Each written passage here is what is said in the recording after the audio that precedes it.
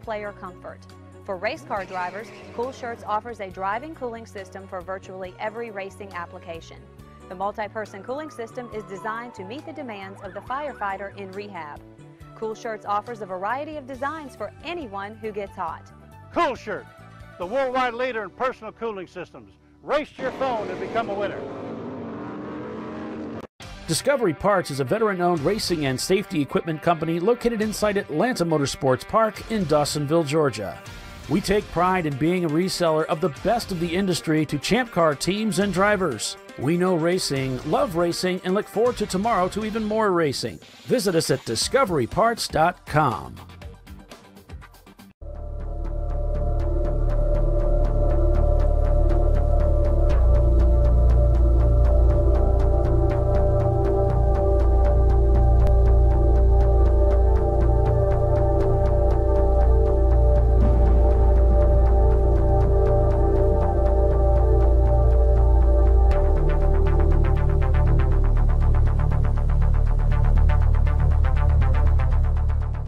ChampCar Endurance Series is sponsored by RVA Graphics and Wraps, a custom graphics shop that specializes in the design and production of the best quality made-to-order vehicle graphics. And by Lifeline. Lifeline uses the latest technology in motorsport fire suppression and extinguishing and is the leader of in-car fire safety systems using Novec and Triple F foam. And Willwood Disc Brakes. Willwood Engineering is a global leader and manufacturer of high-performance, original equipment disc brake solutions. And Cool Shirt Systems. Cool Shirt's personal cooling systems, vests, and garments offer comfort, safety, mobility, and durability when performance matters. And Maxxis Tires. Maxxis Tires International is committed to delivering high-performance, affordable tires to the world. And Frozen Rotors. Premium cryogenically treated brake pads and brake rotors by Diversified Cryogenics. And OMP Sport, one of the world's leading manufacturers of safety equipment and tuning accessories. And by Racing Radios, the leader in racing communications worldwide, providing quality and affordable communication systems for racers and fans alike. And DiscoveryParts.com, offering the best in auto safety racing apparel. ChampCar Live is brought to you by Low Tide Motorsports. More than just a crew. Experience the difference. Welcome back, everyone, to Sebring, Florida, ChampCar Endurance Series, presented by RVA Graphics and Wraps. Paul Veltum, Doc Waldrop, Bill Strong, and Tiffany Alexander here. Things just getting underway. Thank you for joining us over on our YouTube channel. Sorry about the break there. Had to fix that label, but looks like we got it working right. So what's happened since the break? We got a car off at turn 7, and car 356, metal-to-metal contact. Yeah, can you hear me, Paul? Yeah. So we have a lot of fog rolling in right now. Randy Pope's car is going really slow around turn 16 as I'm looking out the back window of the tower here. But yeah, we have a lot of fog rolling in. You can barely see the turn as Dana pulls the blinds in front of me so I don't look at the fog. But we are up in the sky here where the cars are down at the bottom, so that may have an effect on it. Right. Well, you know, everybody talks about the weather, but nobody ever does anything about it. Well, Dana's trying to do something about it. He's just telling me to ignore it. Well, I mean, closing the blinds is only a partial solution. Well, we're going to go outside and get a real-world report on that. The stairs here are really slippery, and it's really muggy. You know there's an elevator, Bill. Yeah, but it's hot in there, and you'll lose the signal, and you won't be able to hear me, and we don't. It's hot. And you're saying we may lose you like that's a bad thing. Yeah, Randy is not in the car, by the way. I see Randy Pope's down at the bottom of the hill here with the radio in his hand. On board with KSR Racing, another team that's really tough, especially at Daytona International Raceway, not too far away from the Sebring road course. Well, when you take I-4 from during rush hour, it is the longest trip you've ever taken in your life, going through Orlando from Daytona. Ask me about that. So we've got Tuttle Motorsports still out there. Michael Tuttle's car turning laps. There's Inactive Motorsports back on board with those guys. And their Mazda. Got that 5+ horsepower sticker on the dash, which is always a good idea. Every decal is worth about 2.5 points as far as we've been able to determine. So, well, pit lane is littered with cars right now. It's a 678 BMS Levant Motorsports SC400 comes down pit lane looking for his pit stall. He's a little lost. Got a car leaving pit lane right now, which is the 131 Acura Integra that is for sale. It's now leaving the pit lane. We have the 210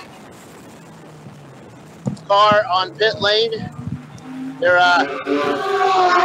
working on the cooling system on that, the Matt Connolly Motorsports. Water has engine all over it, so they've had to work on getting water back into it.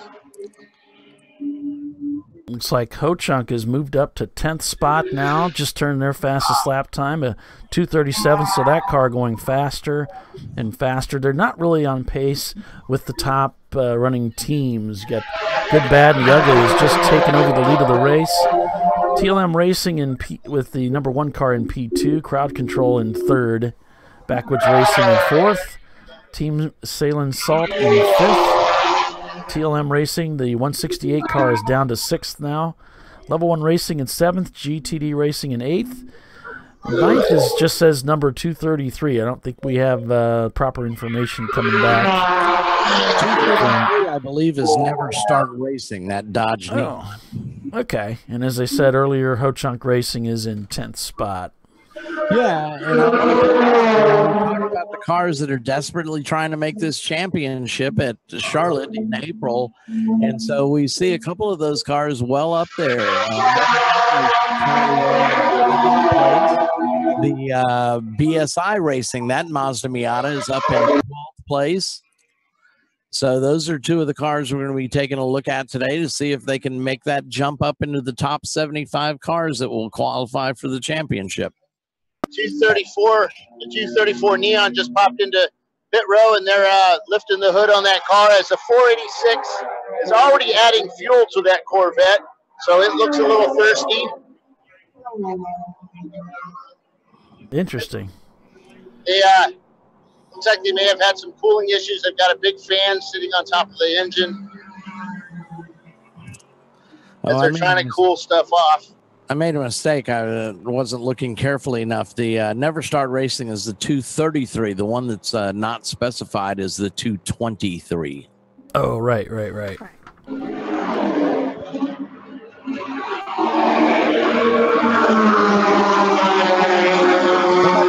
Meatball. That's the black flag with the big orange dot on it. That's a mechanical meatball. As Dana so eloquently explains in the novice meeting to the drivers, he said, here's the deal. A black flag with an orange dot means I have a problem with the car. A black flag only means I have a problem with you. The simplest version.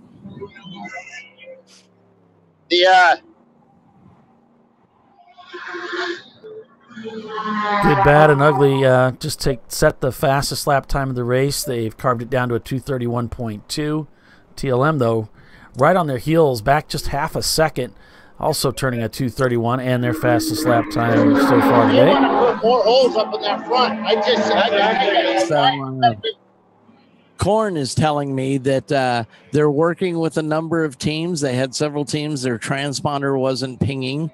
But we've had a few teams up here going, hey, what's the story with our car? Now, of course, just that within your laps, if your transponder wasn't working initially, and if you come in and fix it, they'll work with us to give those laps that they were fixing the transponder issue, because you don't your transponder or the track. Hold on, I gotta mute you, Bill. I'm sorry, there's just too much background. Go ahead, Doc. What was that? I was just mentioning that we had a number of cars that weren't pinging this morning when they crossed the timing and scoring loop. So Corn's been working with the teams to make sure that we're recording their laps accurately, and we're slowly figuring things out. Still don't know who number 223 is, but they're running pretty dang good right now in 9th place. That's the way to do it. We'll figure it out eventually. And Anonymous racing. Hey, I'm down here in the pit stall at 234. What team are you guys? Never Start Racing. And your car's having some heating issues. Yeah, it's overheating. We did a test last week, and it was heating pretty bad, so we changed the head gasket and fixed a few things, but it's still overheating, so we took the hood off to see if that can help. So hopefully you don't have a cracked cylinder ball or something. Yeah, we're worried, and maybe the water pump might not be happy. I don't know, Well, you took the hood off, so maybe that'll help. That's the hope. I mean, it's an old engine, but we'll see. All right, good luck out there. All right, back to you guys. All right, so we're on board here with the Miata team. It's Parts Badger Racing, who developed a transmission problem on the first lap before they could actually complete the first lap, ducked into the pits. They're working on that machine. Hey, Polly, the clock on here, it's saying 7 hours and 15 minutes, and that's supposed to be 6 hours and 15 Yeah, I got to go and adjust that. So, TLM Marathon. Yep, I'll fix that. You guys want to talk about something compelling? Super compelling. I don't really have anything compelling to say at the moment. I'm still on my first cup of coffee. Although these, some of these D-class cars, when they come by us here on the start, on the front straightaway that parallels pit road, man, they sound awesome. It's this low rumble. I mean, the track seems to be really, they seem to be doing well here. I mean, you've got the D-Class and the EC cars all up front. But then again, when the fuel strategies come into play, I guess we'll see how that shakes out. Right. I'm down here in the pit stall at 131. You guys came in. Was that scheduled? No, it wasn't. We had a vibration in the front, and we had a tire that was going bad. You tell them just to go faster. Yeah, we adjusted some air pressure this time around, so we'll see what happens. All right, looks good out there. Thank you, sir. Looks like TLM catching up with a big winged. I'm trying to figure out what that is. What is that? What are you trying to figure out? That is a big who's wing. up ahead here? We got Family Tradition Racing coming into pit lane with it's Gorman Racing with the 65 EC car. He's in early with the hood going up on the car. Family Tradition Mustang, I think it is. They're coming in. It looks like, well, maybe not. That's a 283 Mustang going down pit lane pretty quickly.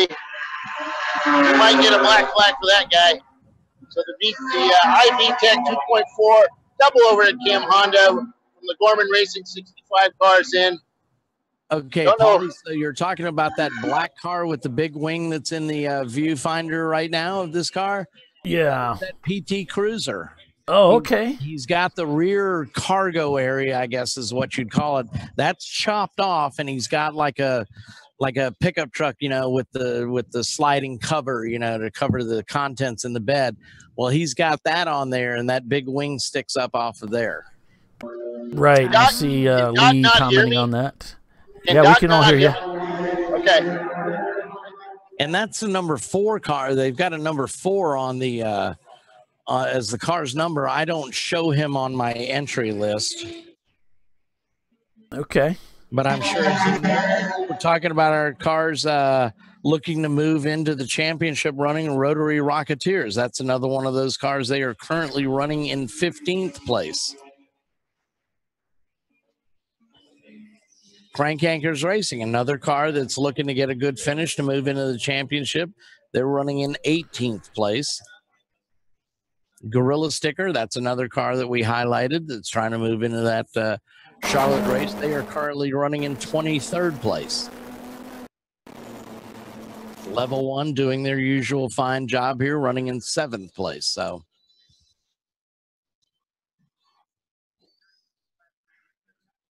Yeah, one of the BMWs out there reported smoking right now.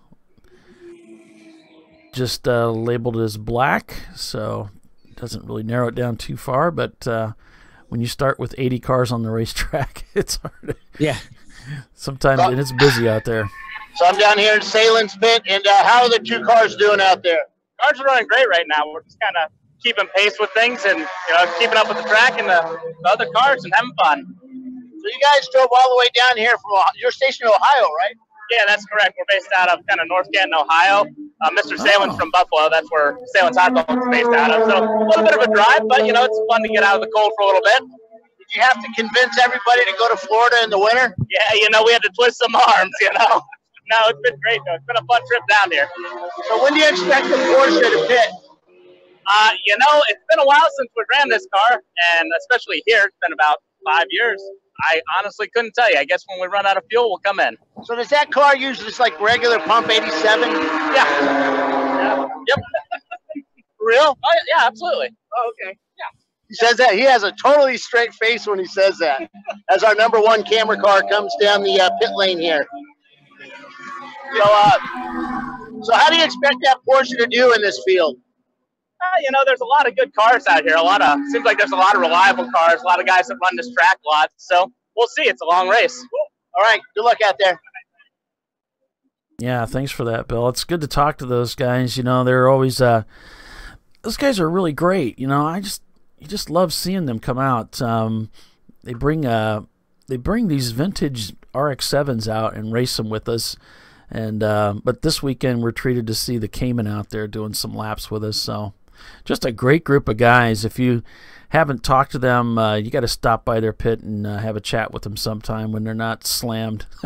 Okay, Ken Callison just updated us. Thank you, Kent, for this information. The number 4, that black PT Cruiser, is the Mopar Forever team. Oh, okay. Okay. Well, Mopar Forever. I thought that was the Probe. It's still Mopar for Life guys out of Calabugie, Canada. Okay, because I have Mopar Forever being a Probe. I don't know about that. That might be a different car, but the guys driving the PT Cruiser are the Mopar for Life guys. So I'm down here in pit lane with the 291 Miata. It's spewing some fog out of its radiator right now. Not looking good. They're trying to get the cap off without killing everybody. They just got it off. They're going to add some more water to it, some summer freeze in it, and hopefully they can get this car back on track. We were looking at it earlier this week. It's a well put together car, but of course stuff like this happens in a race. We've got teams on pit lane here, and they're getting their helmets on and their suits on, getting ready to go out. Got E-Racing here. How you doing, Elon? How's it going out there today? So far, so good. Both cars are running. Hoping for a good day. So, yeah, we missed you a little bit there as you kind of recovered from some incidents on track, and now you're back in full force? Yeah. Well, Ella is staying at home this weekend. We just did Barber a few weeks ago, but we have the Elvis Racing and ELR that we're doing track support for them this weekend, so should be good cars ready to go. So did you get all the mud cleaned off the car? Oh, no, it's still on it. I think everybody had that issue. Oh, yeah, we went off-road big time over there, but we didn't get stuck, so that was good. At least you don't have a wall stuck to the front of your car like some other people we know have. Yeah, no, we got lucky that race. It was really slippery, and we're happy to keep it off the walls and come home with no damages. So Doc was looking for somebody to teach him how to stay off the wall, so we'll come talk. I'll send him down here later. I heard Doc hit the wall twice in that 2-minute stint that he did, so that was strong. It was 4 minutes. He said it was 4 minutes. I think he hit the same wall on the same lap. No, I did not. Okay, Doc, I'll hold him down. Behind the microphone. All right, man. Good luck out there. I have to get my press agent on this. All right, we got a lot of cars down pit lane here. We have the Mazda rotary engine car, the 448. They just put in a new driver, it looks like. They're trying to get that car started. The 283 Mustang, they're working on the oil there. It looks like they're getting ready to go back out. Another RX-7. They're just finishing up their fuel stop. Crowd controls. 294. Yeah, the 294 car. Looks like the Riley Mustang, sorry, the Riley Camaro or Firebird is in pit lane, and they're pouring more fuel into that car. We knew that car was going to be thirsty because it's got big power. Crowd Control is taking over the lead of the race in their Mustang Cobra. Yeah, we talked to them yesterday, and they said that they've done a lot of practice days here. They were able to take 3 seconds off their lap times, or two to 3 seconds off their lap time from the last race they were here. They did a lot of tuning. I asked if it was a driver tuning. They said, no, we really tweaked the suspension. We were able to get a lot of understeer out of the car and really push that car around the corners. Yeah, the Camaro, the 427 of Riley Motorsports, they're fueling that car right now. It's got those huge meats on that car, 335s and 315s. Let's see what they are. 335s on all 4 corners. They're getting their driver out, getting ready to put another driver in. This is one pretty awesome car. Takes a lot of fuel. It's a number four. The number 4. What is that thing? PT Cruiser comes down. Yeah, PT Cruiser comes down pit lane. Yeah, the number 1 TLM car. They've got overheating issues. It looks like there's water all over the place. Their pressure tank. The pressure tank on the BMW has that little dipstick that's bouncing up and down, which means that got a little bit of hot water issues. I always hated that. That's because it's a ChampCar dipstick. Ah, the ChampCar dipstick. Oh, I shouldn't. I should remember the 223 car that we were wondering who that is. That's of course KSR, Flat Out Racing. Oh, okay, now they get it fixed. Okay. So they were a late entry, so that's why we had that car. Oh, one of the Jackie X cars is behind the wall. Oh no, the 66 car. Well, I saw that car. I think that's the one that was kind of falling in the ranks a lot. So I guess they were having an issue. It was 10th and it was 17th. I was going to chase them down, that they're pushing that car over onto the grass. They got toolbox in hand. We'll go talk to them a little later and find out what's up. We'll let them work a little bit. Looks like Good, Bad, and Ugly falling down the running order now in 7th. Looks like they're in the pits. As well. So it looks like a lot of teams brought 2 cars. They're running 1 car today, and they have a car as a backup spare. There's the cage gate Camaro behind the wall. They've got the hood up on that car, up in the paddock. Drivers getting in. Top 5.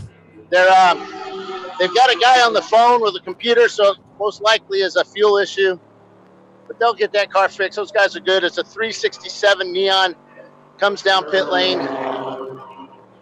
Oh, he's going behind the wall. The 367 is going behind the wall.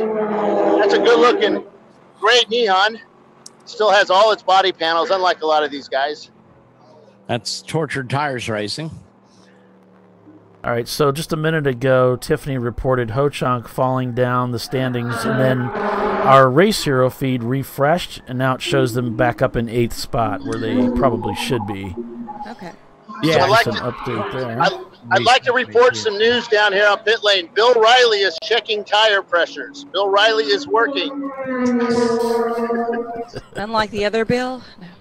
No. No, Bill Riley's usually sitting up in the box. Now he's actually checking tire pressures and temps and doing all the scientific stuff. Crank Anchors Racing has dropped 6 spots since the beginning of the race. They're in 17th right now, so they're still up in the top 20. Just got passed by the, looks like they just passed Good, Bad, and the Ugly. And they just turned their fastest lap time, 2:39 in the Crank Anchors machine. So they're working their way up through the, hopefully up through the round. They're going to turn things around and get back up into the top 10. Yep. So it's Crowd Control Racing, Team Sail and Salt, Backwoods Racing, TLM, the 168 car, Level 1 Racing, KSR Flat Out, the number 233 in 6th, GTD Racing in 7th, Ho-Chunk in 8th, in the Cherokee. In 9th, it's Agent Chrome, and in 10th, Tuttle Motorsports, the 108 car. We've got a lot of good teams sitting in the top 20. You know, they're just like sitting there ready to pounce. Like, I know it's going to come down to field strategy or good pit stops or, you know, endurance. Well, speaking of pouncing, I think the Team Salem Salt Porsche is about going to take the lead of this race here in the next couple of laps. But go ahead, Bill. The Riley 427 Camaro, that's actually gone behind the wall now. They've got a shifter issue. Can't get it into gear, so they got it behind the wall. They're gonna fix that shifter and get him going again. Okay. Just getting word from the number 202, the GTD guys, that Justin Ford is the one in the car right now. So just an update on that. All right, on board with Birmingham Racing. These guys come here with a lot of experience racing that Lexus in the series. They're up in 18th spot right now. They've actually dropped 6 spots since the start of the race. So we'll be keeping an eye on those guys. They come here with high hopes. So we were talking about those championship standings. The cutoff is at 12 points. Crank Anchors is at 14th point, 14 points. Their second best finish was a 12th. So they need a 10th or better to move up into that into those top 75 cars. So what team are you guys? Backwoods Racing. So how you guys doing out there? Running number 3 right now. Full That's course. what I thought. We are on a full course yellow right now. Full course yellow right now. Really? Okay. That's what I'm told over my ears. Looks like we got a car that's off somewhere, so Foggy out here today. So Backwoods Racing, you guys are doing pretty good out there today? Yes, very good. Very smooth. What are you guys going to pit? 10:45. There you go. I thought he was going to say it's a trade secret. All right, man. Good luck out there. That's our 3rd place car right now. 10:45, he said they're going to pit. So they got about 44 minutes to go. So they're sending the pace truck out to catch up to the leader and take this field over to full course yellow. all right, so we've reached the top of the hour. We're going to step away for a quick break. Wait. It looks like Huggins is going to be coming in and doing a pit. Looks like they're getting their guys. They're rushing around. There's a whole bunch of people actually on pit lane. All right. They're gonna use this yellow to their advantage. So back to you, Paul. Okay, we're going to step away for a quick break. Stay with us, everyone. We'll be back in just a moment. You're watching the ChampCar Endurance Series presented by RVA Graphics and Wraps. Back in a moment.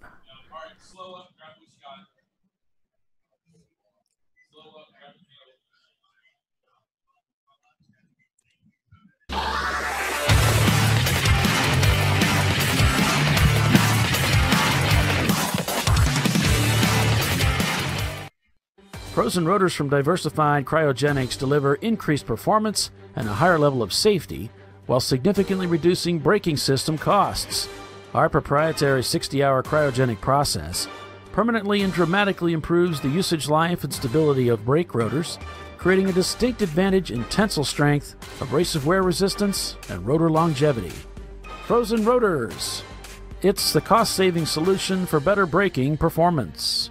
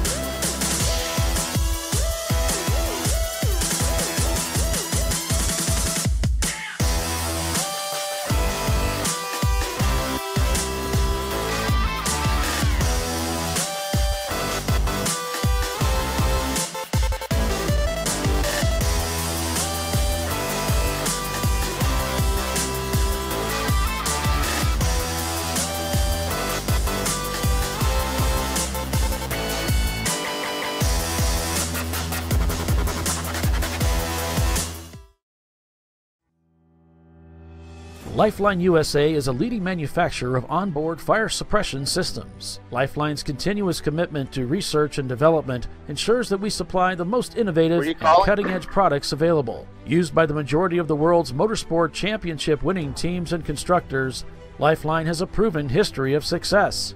Lifeline offers a complete range of fire suppression systems for all budgets and needs, and we continue to push development and limits on both extinguishant materials and our patented delivery systems to make the race car environment almost as safe as sitting on your sofa at home. Every kit has been designed for a professional and simple installation. For more information and to purchase your ChampCar fire suppression system, go to www.lifeline-fire.com.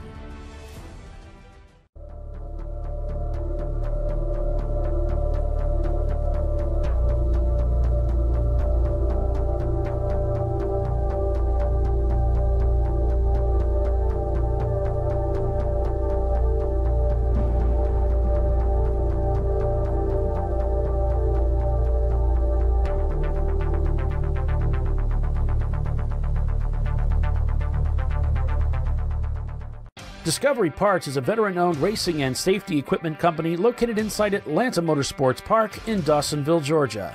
We take pride in being a reseller of the best of the industry to ChampCar teams and drivers. We know racing, love racing, and look forward to tomorrow to even more racing. Visit us at discoveryparts.com. Do you know somebody that gets hot? Cool Shirt's personal cooling systems are designed to keep you cool and safe in hot environments. The football shirt is worn under the shoulder pads for total player comfort. For race car drivers, Cool Shirts offers a driving cooling system for virtually every racing application. The multi-person cooling system is designed to meet the demands of the firefighter in rehab. Cool Shirts offers a variety of designs for anyone who gets hot. Cool Shirt, the worldwide leader in personal cooling systems. Race your phone and become a winner. ChampCar Endurance Series is sponsored by RVA Graphics and Wraps, a custom graphics shop that specializes in the design and production of the best quality made-to-order vehicle graphics. And by Lifeline. Lifeline uses the latest technology in motorsport fire suppression and extinguishing and is the leader of in-car fire safety systems using Novec and Triple F foam. And Willwood Disc Brakes. Willwood Engineering is a global leader and manufacturer of high-performance, original equipment disc brake solutions. And Cool Shirt Systems. Cool Shirt's personal cooling systems, vests, and garments offer comfort, safety, mobility, and durability when performance matters. And Maxxis Tires. Maxxis Tires International is committed to delivering high-performance, affordable tires to the world. And Frozen Rotors. Premium cryogenically treated brake pads and brake rotors by Diversified Cryogenics. And OMP Sport, one of the world's leading manufacturers of safety equipment and tuning accessories. And by Racing Radios, the leader in racing communications worldwide, providing quality and affordable communication systems for racers and fans alike. And DiscoveryParts.com, offering the best in auto safety racing apparel. ChampCar Live is brought to you by Low Tide Motorsports. More than just a crew. Experience the difference. All right, welcome back here, everybody, to ChampCar Live back at Sebring International Raceway. The leader is being called into the pits for passing under yellow. He passed the pace truck, I believe. That's crowd control racing, from what I understand. Dana's also, we've got a car out there that's acting as a second pace car, which is one of my pet peeves. He's got four cars trapped behind him, and the pace truck is catching up to him. So they're shaking a flag at him and probably giving him a, hey, get that thing going. Yeah, the crowd control Mustang Cobra's down here on pit lane. They're put a new driver in. They're playing this yellow. A lot of teams have come down into pit lane under the yellow. And, they're going to bring in that Looks like they're going to bring in the car that's the second yellow. Well, what they're going to truck. Yeah, they're the going to crowd control. Well, the crowd control guys, they passed under yellow, and then they came into the pits, but we were already under. We were still under yellow. They're probably going to have to go back out and under green, be brought back in to serve the penalty for passing, unless they gave it back somehow. I don't know. Well, Dana said he might give them back if they would let the pace car by and drop their positions. So, okay, I don't know where that stands right at the moment, though. But I'm pretty sure that's essentially how the rule works. They're not going to black flag you and bring you in under a yellow. They're going to bring you in under green. You're going to serve that penalty under green. I mean, yeah, you can't get your cake and eat it too. Right.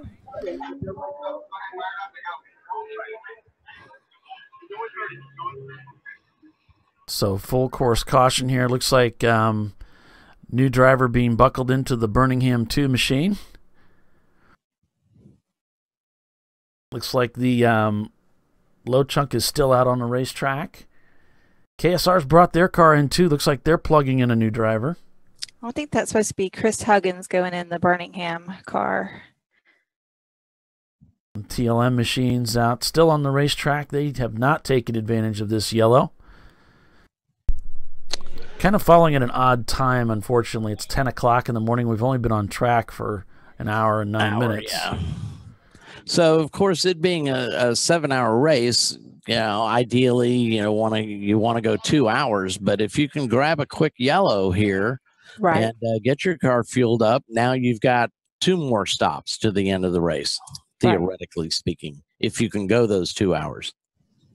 Yeah, versus an 8-hour race. Yeah. The Tuttle machine in 11th right now. So they brought that car in, had the hood up. Big Al is down here. Al Chiswick is talking to the crowd control team about the passing the pace car under yellow. Looks like we're going back to green. So yep, we are back green. Yeah, we are green. As the field takes the front straight, man, these guys are fast out there. Everybody going into turn 1. There's a mass. Oh, they're good. Everybody made it. But it looked pretty tight down there going into 4s. They were 3 and 4 cars wide. So they did black flag the 281 for being a second pace car. Oh. Yep, I mean, the second pace car issue, I mean, that's really unsafe. You want to be able to let these track workers get their job done quickly without having to look over their shoulder. So once the field passes, they can work relatively unhindered. Of course, Sebring is a rather long track, so it takes a long time to make a pace car lap. So when you've got stragglers, it hinders their work. Yeah, it really Sure. messes up the flow, of course, yeah. Sure, that makes sense. I made sense? Yeah, it really does make sense. Wow. Yeah, because you want to get all the cars bunched up over to the other side of the track where the corner workers or EV or whatever they're doing, they have, there's not any cars around them and they have a few minutes to do whatever they need to be done. Right.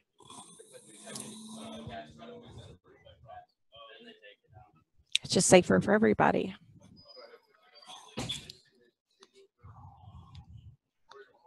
So just going back to green now. We've got 25 laps turned so far. And Team Salem in their Porsche Cayman are leading the race in their EC car. Backwoods Racing in second. That's the number 77 car.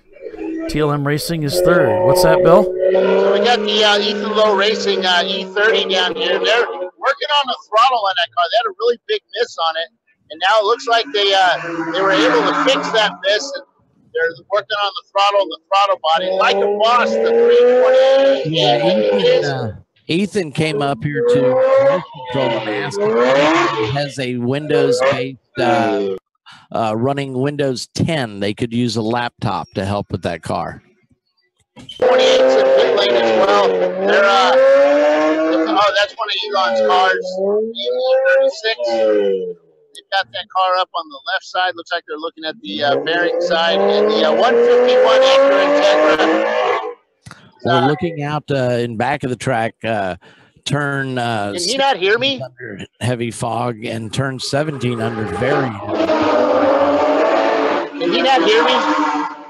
Yeah. I don't know. Can you hear Bill? Okay. Yeah. Oh, okay. So the tunnel car's in. They're putting a new driver in. Or it looks like they're putting a new driver in. They're just kind of standing around the 107 down there to your right. I'm pulling up on them right now. It's a 108 car. Oh, Tuttle's underneath at the, he's up under the dash while the driver's in the car, getting a little personal. Yeah, he's working on the pedals. So I've got unofficially 80 cars turning laps. It's not showing turning laps, but we know we've seen that car out there, so maybe they're having some transponder issues. It's a bright fluorescent yellow car and entering that long sweeping right-hander leading towards the hairpin. So we know he's out there. So theoretically here we started 80 cars. All right. So the tunnel car's in for no brake lights. The brake lights are constantly on. So Brian's underneath the dash trying to fix that as the driver waves at us. And the 629 high stables car goes down pit lane. I don't think he was waving at me. He might have been waving Miss Tuttle. How you doing? Good. How are you? When are you going to drive one of these? No? Nah.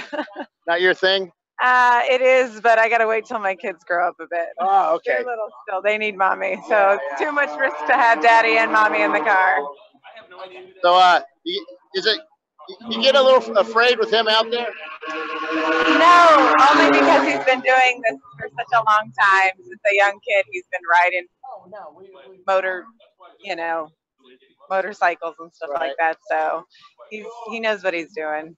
Is it nice coming down here to your local track instead of having to make those big distance drives? Very nice. Very, very nice. Got to bring the kids today. They're pulling the driver out of the car. They're going to try and get that brake light fixed here. So nice talking to you. Yeah. So the Randy Pope's car is back in pit lane too. They're trying to figure out their issues. Looks like Randy's getting in the car now. 210, Matt Connolly's back behind the wall as they work on the front of that car. Looks like the radiator, or they're pulling the lights off, so they're going to be working on the engine part, it looks like. Trying to sort out what's up with that guy. A couple of cars along pit lane with their hoods up in the air. It's like a Ford of some sorts. And a wing, and it's black. Oh, it's the Honda, not a Ford. It's the 65 car. They still got some overheating issues on that Honda. 65. Jim Gorman racing car. So what's wrong with the car? We're having a problem with the speed sensor. So it won't go fast? Won't go fast. All right, you gonna be able to get it fixed? Hope so. All right, good luck. So speed sensor issues on that Gorman racing car. That looks like it. Well, there's another car on pit lane doing a fuel stop now under green. That's one of those teams that you're debating to bring it in under the yellow, and finally when you make the decision, the green comes out and you're just totally toast after that. It's a Miata. Boy, that Ho-Chunk Jeep Cherokee. Cherokee? Did I say it right, Tiffany? Cherokee. They look so well planted, 17. Yeah, they're looking really good right now. They've up to 6th spot right now. They're in the low 240s with that car. That car sounds bad. Looks like they haven't changed drivers yet. He's already turned to 236 with that car. He looks so relaxed in there. In that car. He's well positioned in the car, and that's something you don't see a lot.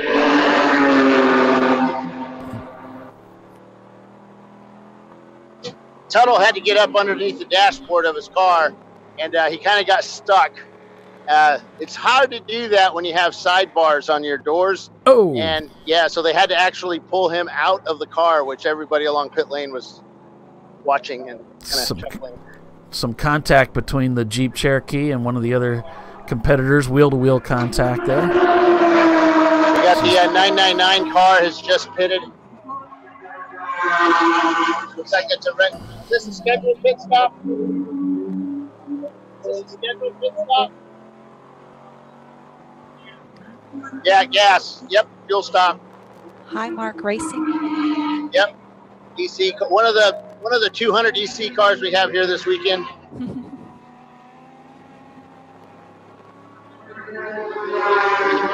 Now, if anybody local is interested in coming to watch some racing this weekend, we got 2 days of racing, and it's $20 for the weekend. Come on down, have some fun.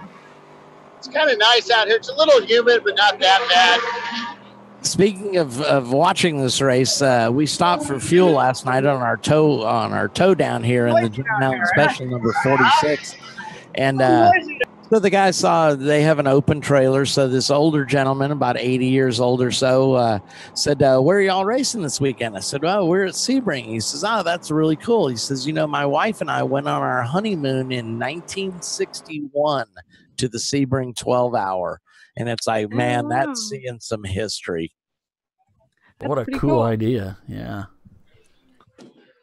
Not all wives might think that's a cool idea, but I mean, those are the days of Fangio, and this field Sebring attracted endurance racers from all over the world. Of course, Ken Miles, Carroll Shelby, Steve McQueen's raced here back in those days. So that's really cool stuff too. Excellent choice of women then. I'm down here with DOS Idiots, and these guys are the old ChampCar employees aboard, and you guys are doing pretty good out there. Are we? We're kind of treating it like a test day today. I don't even know what position we're in. Well, you're still out there. We're still out there. We expect to be much quicker tomorrow. We're running around on Roach tires today, and I haven't been on the track before. The guy who's in right now hasn't been on the track before. Alan's in now. Okay. So yeah, he hasn't been on the track before. Jason hasn't been on the track before. So we're just gonna figure it out today, and hopefully tomorrow we put some fresh tires on it, and win. There you go. Now, you guys also run the Rotopluker car out west. Right, correct. So that was White RX-7. Yep. So you were at Laguna. No, you weren't at Laguna. No, we didn't go to Laguna. I were at Autocross. I'm tired of getting black flagged to Laguna for noise. Yeah. So we just don't go to Laguna. I think a lot of people were tired of that. Yeah, I'm sure. I mean, some of the crazy exhausts that people come up with for that, it's delightful. Well, Mike and I had a talk about it, and we think we have a fix that we're gonna do. We'll talk about it another time, but we think we have a fix to help the drivers and the cars out past these tests beforehand. Okay. I mean, in Monterey, driving around on the street, you're legally allowed to make more noise than you can on that racetrack. Really? It's absurd. Yeah. So the racetrack limit is what, 90? 92, 96 for a street car. Yeah, it's 90, Doc. Yeah, okay. It's absurd. So people move in next door to a racetrack, and they're upset because they can hear racing, and it's crazy. It really is fascinating, some of the crazy things that people come up with to pass the sound of that track. Poor Uncommon Friends put that stock exhaust on the car and blew like 106 or something. I got kicked out on lap 4. Most of it was intake roar. Oh, was it intake noise? Okay, well, that makes sense. He's got those great big side draft Webers on that thing. You know what I do miss is the quietness, because Sebring is really, really loud.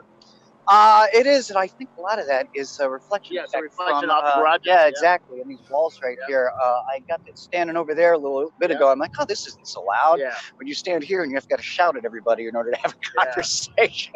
Well, Bill yells at everybody anyway, so. Yeah, can that Jetta go like 4 hours on fuel? It used to be able to when the diesel engine was in it. Now it can go 2.5 or 3. So we don't even have a fuel gauge in the car. We just fill it up and don't worry about it, because we can't run it dry in 2 hours. Can't do it. Cool. That's really cool. All right, thanks, Miguel. All right, buddy. Later. It's a 943 is in, and it's got the 943 has a blown right rear tire as it comes down pit lane, smoking like crazy from the tire. That's the mustard car. Oh, and the number 4 car is in pit lane. Hey, Bob, how's it going? We're gonna treat this like a pit stop. Okay. So I'm going to get my gear. So Bob Meek's going to get his gear on. Mikhail's going to get his gear on. They're going to run around the car in circles. And we're going to pretend like we know what we're doing. There you go. All right, guys. Good luck. We do. Thanks, Bill. Thank you. Couple guys. Looks like a few guys are getting ready to go in. These might have been the cars that stayed out for the yellow. So that Salines Mustard car, they're on pit road changing that right rear tire. The driver brought the car in a little too close to the wall, so they couldn't get the full pull on that jack handle. So, but they're busy changing that tire. It looks like they're going to change drivers. So the Mopar for Life, that PT Cruiser, is on pit road. They're taking off the hood of that car at the moment. On board with one of the Tuttle machines, I believe it's the 108 car. Right in front is the KSR 300ZX that's here this weekend. And we've got a camera in that car too. Yeah, Kevin threw that car together really quick so he could get it out here. He didn't know if he was going to run it. He kept emailing him, and he said, yeah, I'll come. And so he threw it together, got here this morning, and pulled it off the trailer and basically put it out on the track. And to see how they do. And if he wins this thing because of that, because he has won this race a lot, if he wins it, it's going to be sort of an embarrassment to everybody because they do put so much time. What's up, man? Hey, what's happening? I want to introduce you to somebody that's putting a University of West Virginia team together. Oh, cool. So we're down here in the Jim Gorman pit. And we're talking to, now you put the University of West Virginia team together? Yes, I did. Yeah, I'm the president of the endurance racing team here at West Virginia University. And we're looking to start an endurance racing team with just students building an E36 or any type of chassis, whatever we can get our hands on. Awesome. Now, will it include a couch? No, the couches get burned, but we don't want our car burning down. So you guys were you down at the Disney parade the other day with the rest of the University of West Virginia band? No, I was driving in. I got caught in the rainstorm in Atlanta traffic, but band was there. Yep. Team was there, and we lost the bowl game. But yeah. Oh well. Well, you know, I'm from University of Virginia, so I kind of know about losing bowl games. But I do know about winning a bowl game one time. Oh yeah, we'll see if it happens while I'm there. Yeah, that happened probably way before your time. Awesome, thank you. So, all right, man. Good luck out there. And if you need any help, we got some contacts for you, and we'll get you guys pointed in the right direction. Thank you very much. West Virginia University. Too bad they had a tough game this past weekend. We're walking up and down pit lane here. A lot of action going on down here. It's kind of cool seeing, you know, as busy as it is in September, in December. Matt Connolly guys have taking the front of the engine off. Looks like they're going to be removing the engine and sticking another one in. It's a tough way to spend your Saturday, changing engines, but I think a lot of guys are doing that now. I see the Randy Pope's car behind the wall underneath the awning here in the garage. Let's see what's up. What happened, Randy? You can talk to us while you're pumping the jack.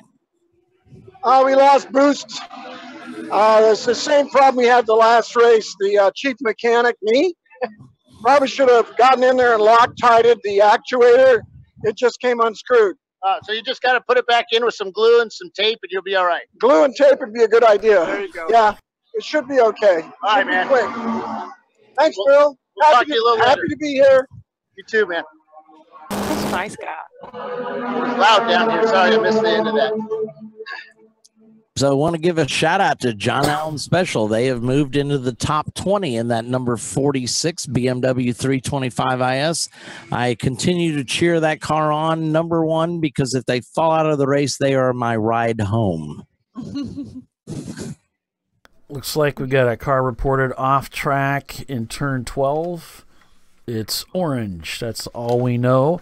And car number 291 leaking lots of fluid around the hood. So the 291 is the Matt Dillon Racing Mazda Miata. Team Salem Salt leads this race with TLM Racing behind them and Backwoods Racing in their Mustang. Those are all three EC cars. We got a lot of EC cars out here this weekend. Yep, Level 1 Racing. What we reported. Yep. And we've got Level 1 Racing in their Miata in P4 effectively leading this race with Ho-Chunk behind them, another EC car. That's the Jeep Cherokee Lexus chassis. It's a long story. And we're just, so Tiffany's just calling it the Cherokee. I like that. Glazed and Confused is in 6th spot. Agent Chrome is 7th. Rotary Rocketeers in 8th. BSI Racing in 9th. And Crank Yankers is up to 10th. We found out why the yellow mustard car lost the wheel. The whole wheel is cracked and half the outer rim missing. Now we have the number 4 car at his left front wheel is all cracked and missing. So they got together somewhere on the track, and they actually have the left side of the number 4 car, the Dodge up on or Chrysler, up in the air while they change the tire and fix the front end there. So a little collision between the 2 cars. As a car is being towed down pit lane right now, it looks like a BMW, one of the TLM cars. Let's see which one it is. That's the number 1 car. So the irony, of course, between the Mopar for Life number 4, that PT Cruiser, and the Salen's mustard car is they are, of course, pitted right next to each other. There's no fisticuffs or anything breaking out, so. Oh, I can start it here. Give me a couple of minutes. Yeah. The idea is for me to get you have a swing taken at you. Yeah, that is the goal. And I must say that, Doc, you've been derelict in your duties because it still hasn't happened yet. I know. We've been doing this show for working on it. I'm working on a couple of years now, and it still hasn't happened. I know. Okay. But he said plenty of things that should have got him hit. We've gotten close. Exactly. So the not doing their part. Yeah, well, I just smile a lot. Right. I wear glasses. You can't hit a guy with glasses. Oh. So we need to get Bill some contacts. Oh, that'd be funny. Well, I brought some contacts just in case I do get hit and my glasses get broke. I always have backups. Yeah. So we're talking about those cars that are trying to make the championship, and sure enough, Level 1 Racing, they're in 4th place. That position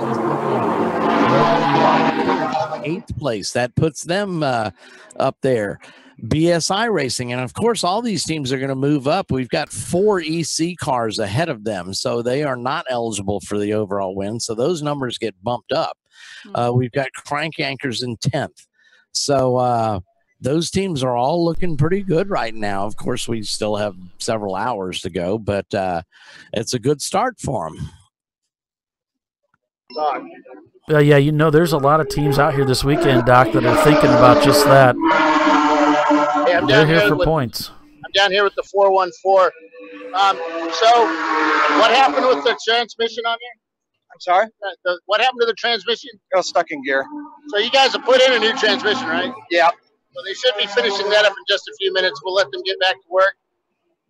As they're doing the rear transmission mount to engine bolts, where you just basically guess where it is, and hopefully you put it in the right hole. Kind of close your eyes a little bit and visualize where those holes are. Oh, there's so many jokes I can make. They're all inappropriate. Yeah, but you're kind of far away from human resources. I am. I suppose they could teleconference you. I don't know what you guys are talking about.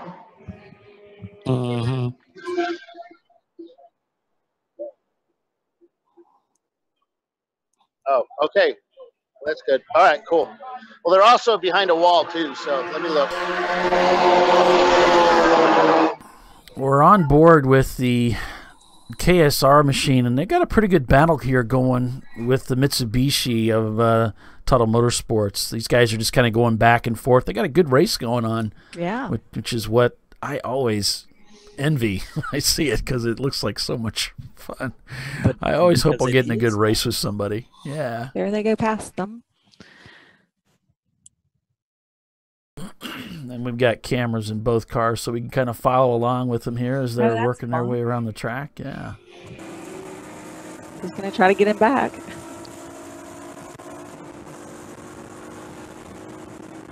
Yep. And there it goes again. All right, so we've reached the bottom of the hour. We're going to step away for a quick break. and we'll be right back. You're watching the ChampCar Endurance Series at Sebring, Florida, presented by RVA Graphics and Wraps. It is the, you're watching ChampCar Live, presented by, or brought to you by Low Tide Motorsports. We'll be back in just a moment. Stay with us.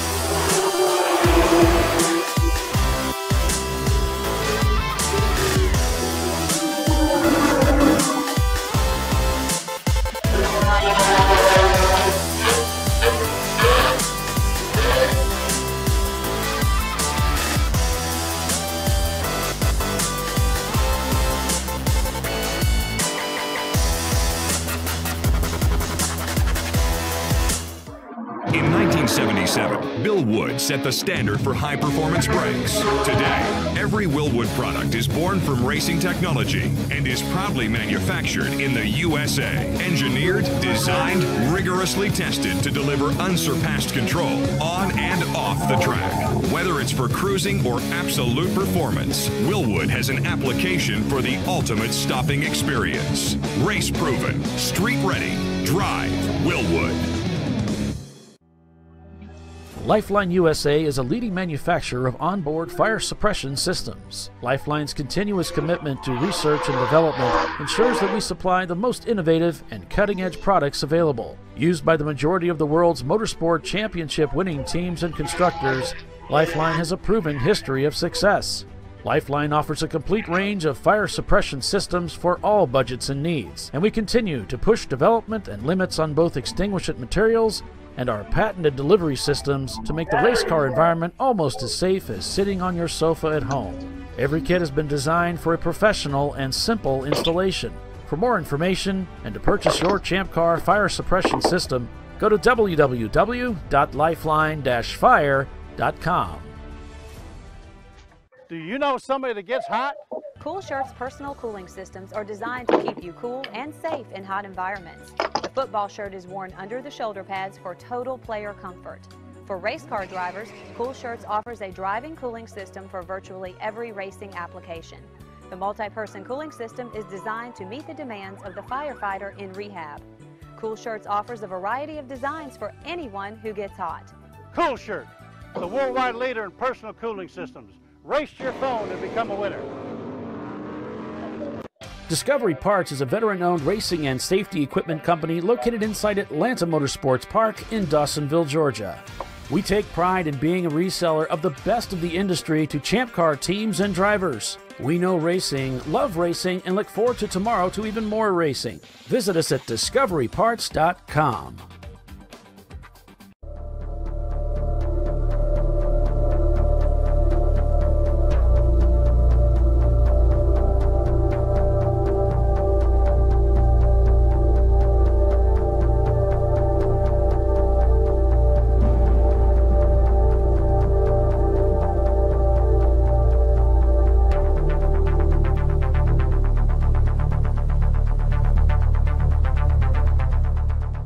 ChampCar Endurance Series is sponsored by RVA Graphics and Wraps, a custom graphics shop that specializes in the design and production of the best quality made-to-order vehicle graphics.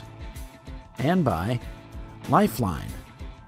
Lifeline uses the latest technology in motorsport fire suppression and extinguishing and is the leader of in-car fire safety systems using Novec and Triple F foam. And Willwood Disc Brakes. Willwood Engineering is a global leader and manufacturer of high-performance, original equipment disc brake solutions. And Cool Shirt Systems. Cool Shirt's personal cooling systems, vests, and garments offer comfort, safety, mobility, and durability when performance matters. And Maxxis Tires.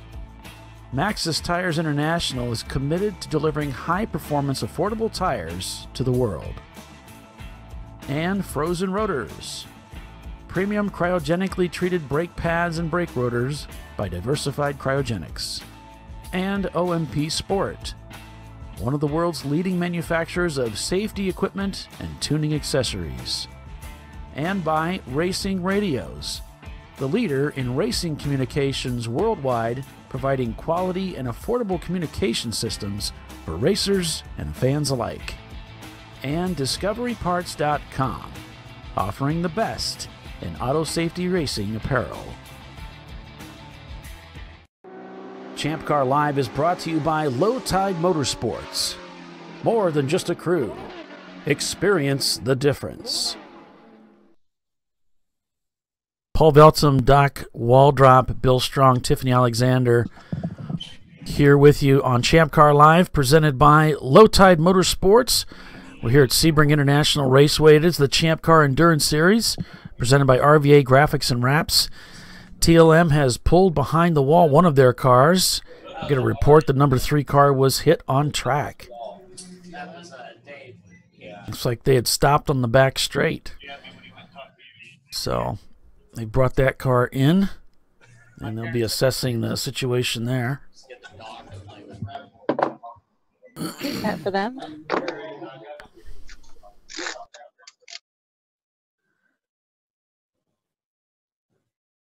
Back on board with the Birmingham team right now.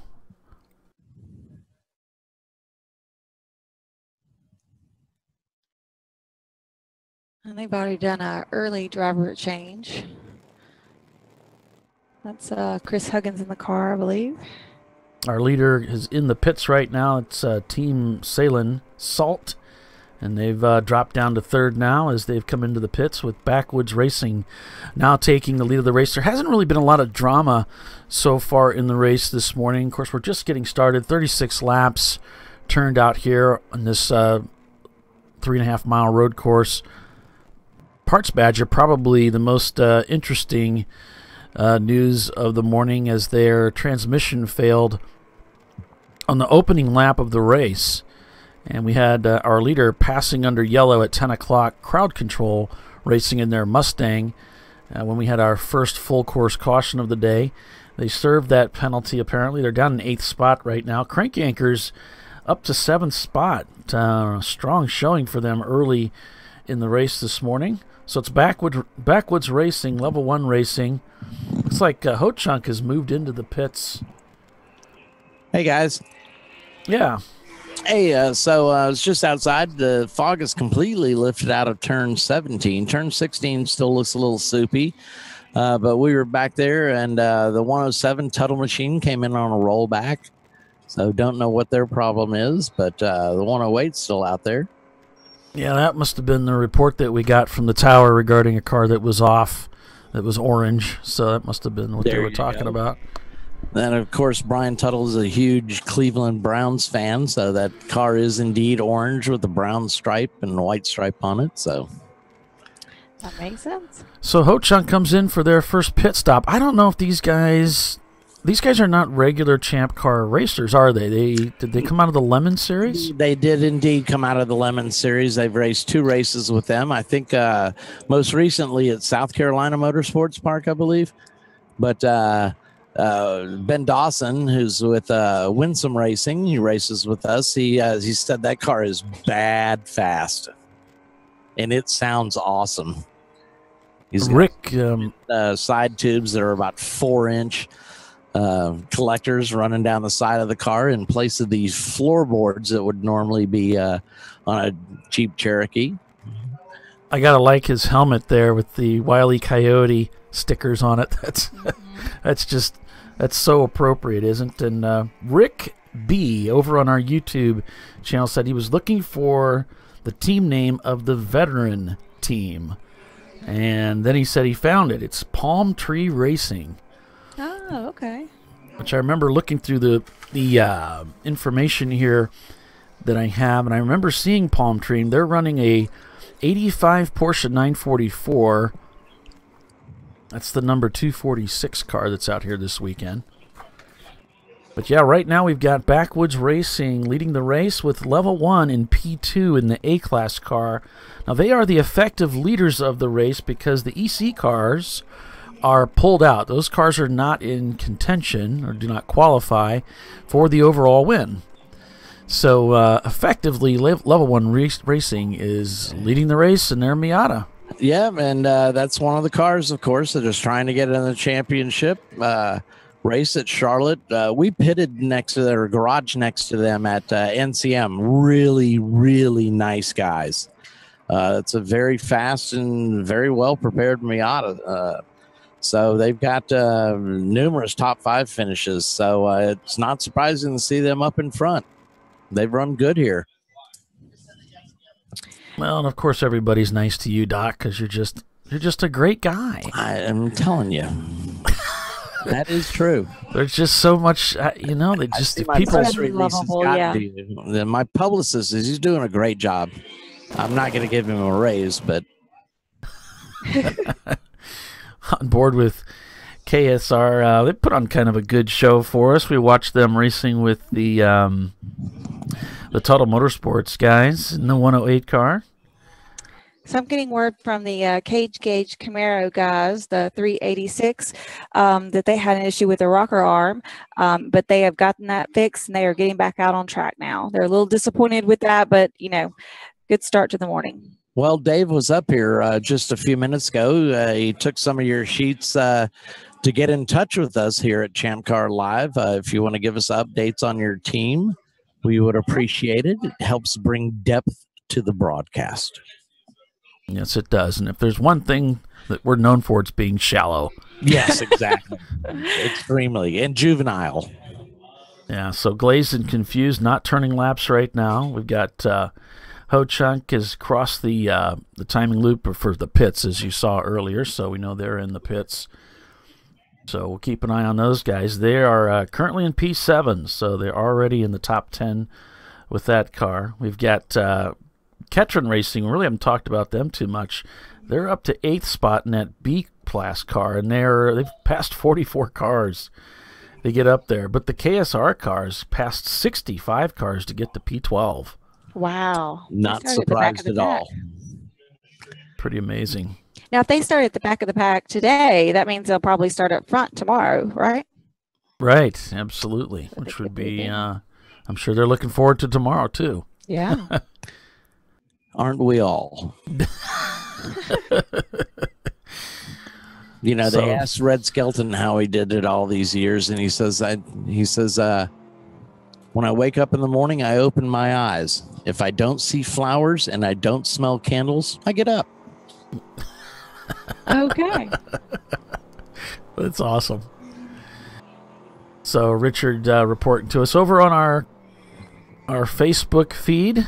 Number 46 should be in. Scheduled stop. Andrew Sides is going in the car. Well, he's it's going to be Michael. Michael Bowles. Yeah, Michael, of course, we had the opportunity to interview Doc and I. We've got the opportunity to interview him. Michael's a great guy. So that was fun talking to him here a couple months ago, I think it's been. He is just solid people. He has 12 foster children under his care. Wow. Lives not too far from me, about an hour down in Commerce, Georgia, which is home to the I want to say the Southern Nationals, the NHRA stop in Commerce, Georgia. So,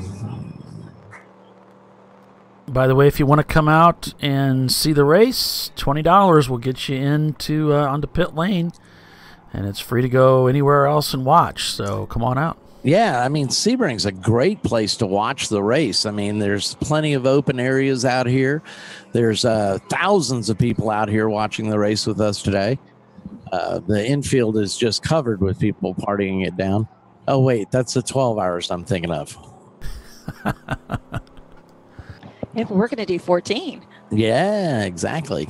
Split so, up of course, the 12 hours of Sebring's has been running since the early 50s here at Sebring. This is, as Polly pointed out in our pre-race report, that this was a former Army air base for training during World War II. Hendricks Field. It's not named for Rick Hendricks. Right. No, it's been around a lot longer than Rick Hendricks. Yeah, he's got enough stuff named after him anyway. No, car dealerships, a very successful NASCAR team, of course. Yeah, they've been racing cars here since the 50s. This track goes way, way back in American racing lore. Oh, yeah. I mean, all the greats have raced here. Oh, yeah. And even the course has undergone several changes during the years, but it's a very demanding course. It's all concrete. So as we all joke, that one of the tracks with the biggest elevation changes in our sport, simply because these concrete pads have shifted over the years. Right, the cars are bouncing up and down. It's 3 inches at a time, right? Yep. And it will beat your car up. Looks like Backwoods Racing is in the pits, along with Inactive Motorsports. Yep. So BSI is letting us know that that's that number 327 Mazda Miata. They're did an early stop to check, what kind of fuel they were using, what kind of mileage they were getting, and they're putting a new driver in the car. Nick Larossi, I hope I'm not butchering that, is going in the car. All right, thanks for that, Tiffany. Sure. So the 108 car of Total Motorsports still turning laps out here. And there you can see, still overcast out here at Sebring, Florida, but the fog has lifted. Yeah, the fog has lifted, but the sun hasn't broken through yet, so it's rather pleasant outside. Now we're expecting temperatures in the mid 80s today. It's Florida. There's high humidity. The humidity can get so high it can rain inside your eyes here. Inside your eyes, huh? Yep. TLM's got that car back out on the racetrack. Looks like they did a driver change, and they're coming back into the pits just as we speak. So. Aww. This is one of the several TLM entries that are here this weekend. Of course, TLM Motorsports Marathon, they rent seats out. It's a professionally prepared race car. And they put a nice deal together for their drivers. They usually have catered food, and it's a nice setup. I mean, it's the way to go if you can. If you want to be treated like you're a pro driver, that's the team to race with. Definitely. Yeah, it's a top-rung car rental, seat rental team, and so that's a great way to go. I've even seen some pro drivers from time to time rent seats in that car and, do practice at tracks and that sort of thing, because they have some really great prepped cars too. That does not surprise me in the least. David's just a super guy. I've done some work building a BMW, and could pull him aside and just ask a few questions, and sure enough, he's very liberal with the answers to help you out whenever you need it. So, Polly, I just sent you a picture. We were talking about the history of Sebring here, and there's reminders of it all over the place.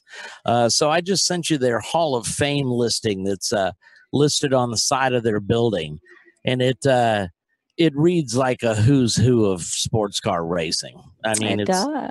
The names on here are just ridiculous. They've got drivers, of course, competitors. They've got promoters.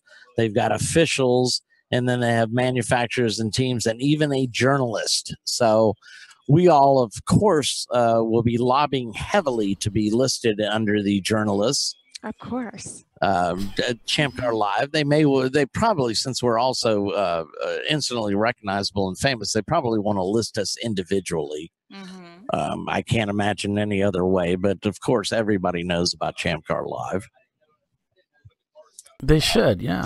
Both people know. I mean, all the cool kids know, right? Yeah, all the cool kids, exactly. The ones hanging out in the gym smoking. Oh, they're hanging out in the garage tinkering with the car. Yeah, yeah. Tinkering is one word you could use. Cursing is another.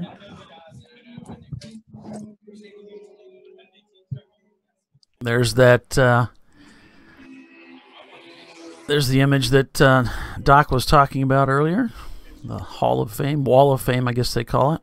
Yeah, I mean, you look at that list, it's literally a who's who of sports car racing. Of course, I mean, we could go through the list, but I think most of them are instantly recognizable. Mario Andretti, Derek Bell, Jeff Brabham, Briggs Cunningham. This is the man that took a car, the French dub Le Monster, to Le Mans. It was an aeroed early Cadillac, and it just looked like slabs of metal. But AJ Foyt, Peter Gregg, Dan Gurney, Jim Hall, Hurley Haywood, the list goes on and on. Denise McCluggage, if you've ever followed early sports car racing and Formula One racing, Denise was the reporter. Raced herself, as well as a very competent writer. I mean, she dated Steve McQueen for a while. Carroll Shelby, Dick Smothers, of course, from the Smothers Brothers. He was a big racer. Hans Stuck, a legendary driver. Him and his father both in sports car. Bob Tullius, of course, was Group 44 racing that campaigned the Jaguar effort. And really brought motorsports marketing to the sport. Bob would arrange to have his cars displayed at the local British Leyland dealerships, and I mean, he'd hit the phone constantly to get his team funded from those dealerships so he could make races. He won a Trans Am championship, and it was pretty much dominated by American muscle. But here's Bob. Raced a Jaguar XJS at one time. So there's, just unbelievable names here. So it looks like Level 1 Racing is coming to the pits, and so is Crank Yankers, who comes in out of 5th. David Lipscomb is joining us over on our Facebook feed from One Piece at a Time from Monterey, California. That race team sounds familiar. Yep. So we're approaching 2 hours into the race. So these are going to be scheduled stops for a lot of these teams. They didn't take advantage of that yellow earlier, but to go 2 hours, that's great. It allows you some flexibility later on in this race as to when you pit if we should have another full course yellow. Yep. Oh, and a report from Bill, the car 66 with a new engine. Looks like that engine let go in the Jackie Yakes machine. The number 66 Mitsubishi 3000 GT. That's a shame. I'm not going to win a beer. I picked them to win this race. Their other cars still got both. Yeah, the 935. Yeah, that's of course the Martini liveried car. Mm-hmm. Yeah, I look to see those guys moving up in the 66 car.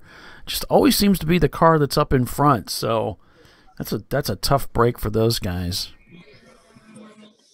And of course, they've won and placed well here at Sebring.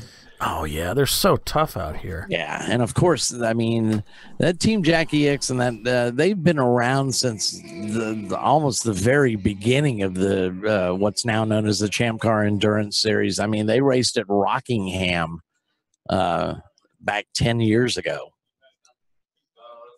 Wow. Nicest bunch of guys. Keith Picha, Clark Wagner, Philippe Lebec. I like to hear him talk.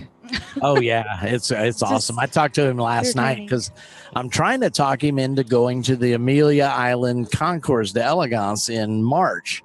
Amelia Island, famous island off the coast here on the Atlantic side of the United States, and they are honoring Jackie X this year, and of course that is Team Jackie X. So I'm trying to talk him into going. Oh, that'd probably be a good time.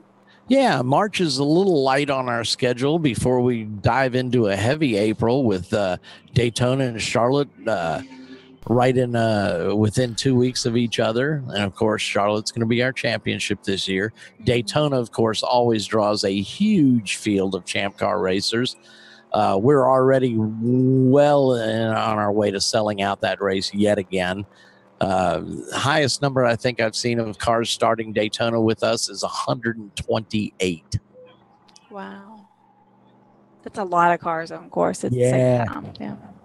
And it's a big course, but it gets crowded. Yes, it does, as we know, right? Yep. Turn 1 can get busy. Yep, yes, real busy. Yeah, turn 1, there must be about 86 racing lines through there from what I've gathered over the years. I mean, there's a lot of them that don't work out. That end up over like in 7 or 8 or whatever. I mean, it's a huge entry. You're coming off the tri-oval and everybody's diving in there. There's a lot of runoff, but that turn tightens up so quickly. And you've got it's a left-hander, and then you've got a quick right hand and a left-hand jog as you head down to Horseshoe, and it's very narrow there. You can go too wide, but I don't recommend it. Right, so you start out 4 wide entering the turn, and then 2 of those are disappearing somewhere along that. Yeah, and it's up to them to decide. It's like, okay, well, should I push it? You know, and it's a 14-hour race. There's no real reason to push it, but at the same time, you know, that's how you win these things. Well, we've reached the top of the hour, so we're going to step away for a quick commercial break. It's the New Year's, I'll get it right. It's the New Year's celebration here on ChampCar Live, brought to you by Low Tide Motorsports. More than just a crew, experience the difference. Stay with us, everybody. We'll be back in just a couple of minutes.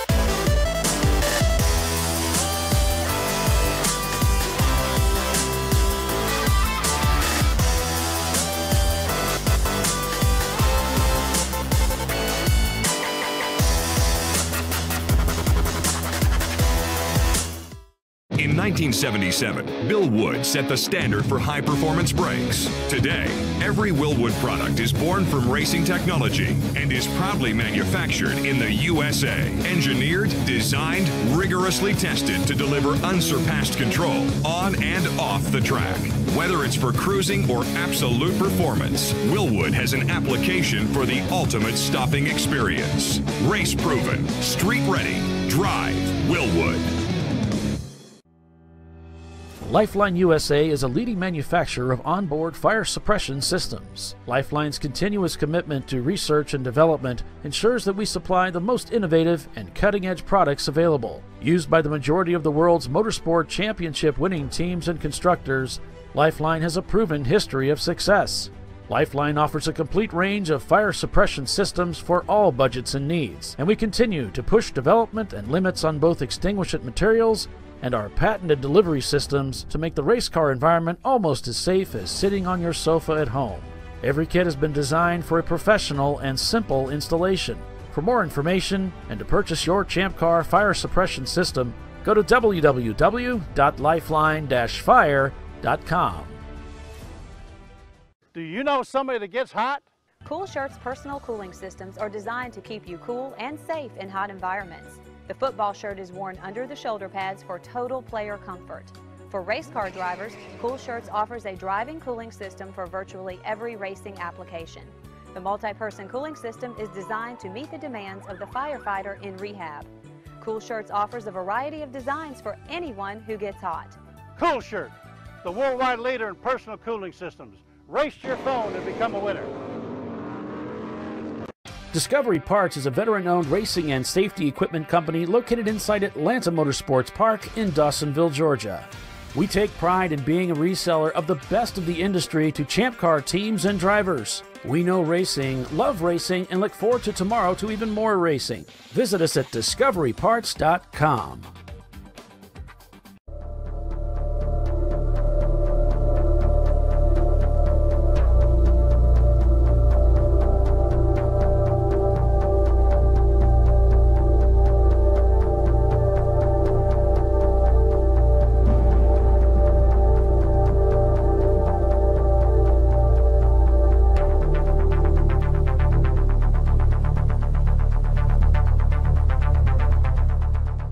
ChampCar Endurance Series is sponsored by RVA Graphics and Wraps, a custom graphics shop that specializes in the design and production of the best quality made-to-order vehicle graphics. And by Lifeline.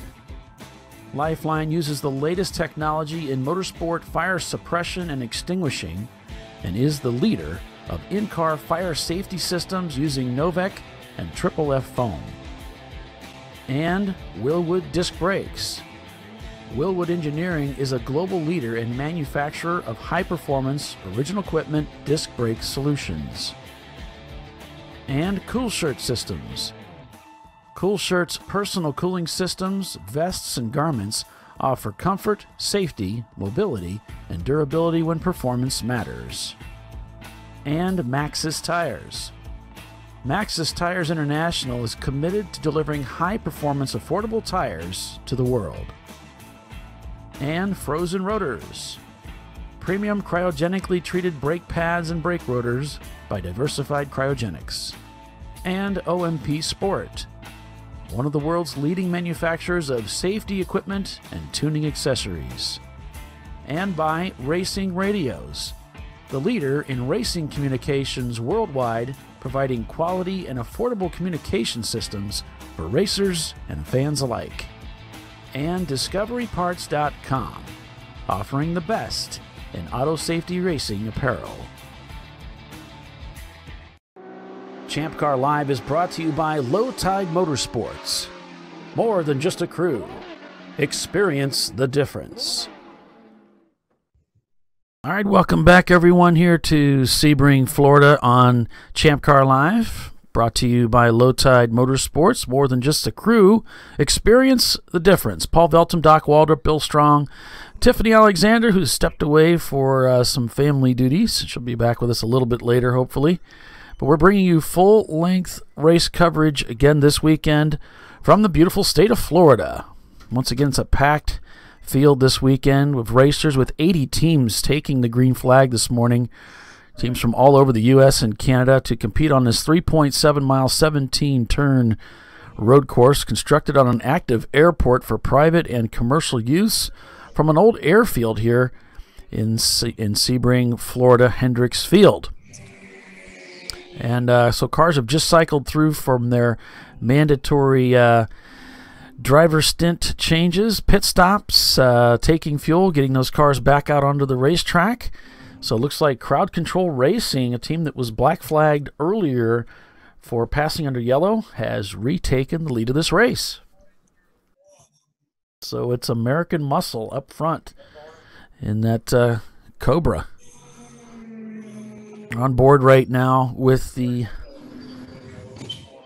Ho Chunk team,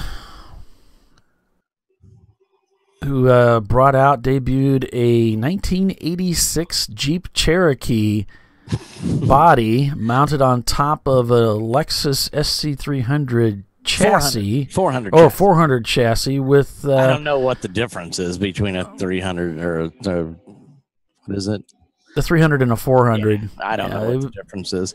But I don't know. I used to work for him. You'd think I would know all the details. And you would think that would just be a horrible combo. It's like, how could that? It looks great. I mean, he's got two big side pipes running down where the Jeep Cherokee, the running boards would normally be. But I mean, it's a great looking build. And it sounds great. It looks great. It's low. He's got some big old meats on there to get some grip out there. And it's just a fantastic looking race car. Yeah, I saw a picture underneath the hood. It looked like they're running the Jeep driveline. So they're not running the Lexus engine, it looked like. So Right. this is a really interesting build. And I mean, a lot of engineering must have went into making that work. Yeah. And obviously it's working very, very well for them. Yeah. These guys aren't breaking a sweat. They're out there turning good laps. They're moving up the field. They had a clean pit stop. You know, we're on board with them right now, right? They look so stable in turn 17. You know, a lot of cars, that pavement there is really rough, and it's a long sweeping right-hander. It's about, I don't know, 150 feet wide right there. But you need to get the exit right, and you want to carry a lot of speed through there because it leads onto the front straight here and then into a very fast left-hander as you go into what, you know, I would consider kind of the infield at Sebring, where it gets a little twisty and stuff. So that car looks so stable through there, whereas most of the drivers are constantly making corrections through that corner. He just like sets the wheel and runs through there. Yeah, he's moved up to 4th spot with that car already. So how about that? Yeah. Well, I mean, the guys, Ben Dawson, like I said, saw him run. I believe it was at Carolina Motorsports Park, and he says, watch that car. He's fast. And he's certainly proving it. Going by Crank Yankers Racing, down in 21st right now. He is not happy with them from what it looked like. He gave them the international, what the hell was that all about? gesture. You know, which is the open palm kind of thing. Like, you know, he kept one hand on the wheel, but with his right hand, he was like, what? So the latest dramas in this race, car number 66 of Team Jackie Yakes lost its engine just as we were heading off to commercial. So we just got information on that about 10:56 in the morning. That's local time. We also have one of the other Tuttle machines, the 107 car. Looks like one of those axles came out, which is a problem they've had here before. Yeah, Laguna Seco, they broke both axles in the 107 and the 108. Just what, last week? Yeah. No, it was 2 weeks ago. We took a Christmas break. Yeah, but last year here, they were what, in first place or in second place, right, and broke an axle on the backstretch trying to get to the checkered flag. Yeah, and I mean, like I said, Laguna Seca 2 weeks ago, he broke an axle in both cars.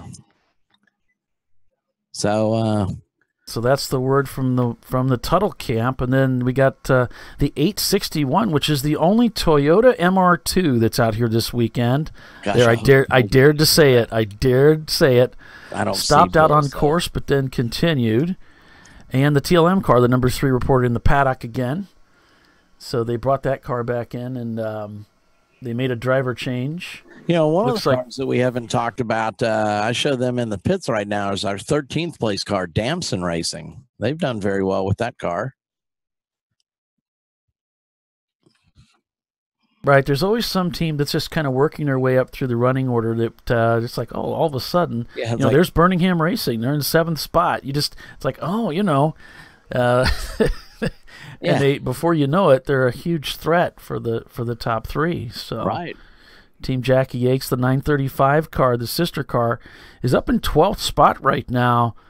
Like Doc had mentioned, Damson Racing, they've gone across the pit loop. So they've tripped that in Race Hero. By the way, if you want to follow along with your favorite team, you can go to racehero.io on the web, or you can pick up the Race Hero app in the App Store or Google Play Store if you're an Android user.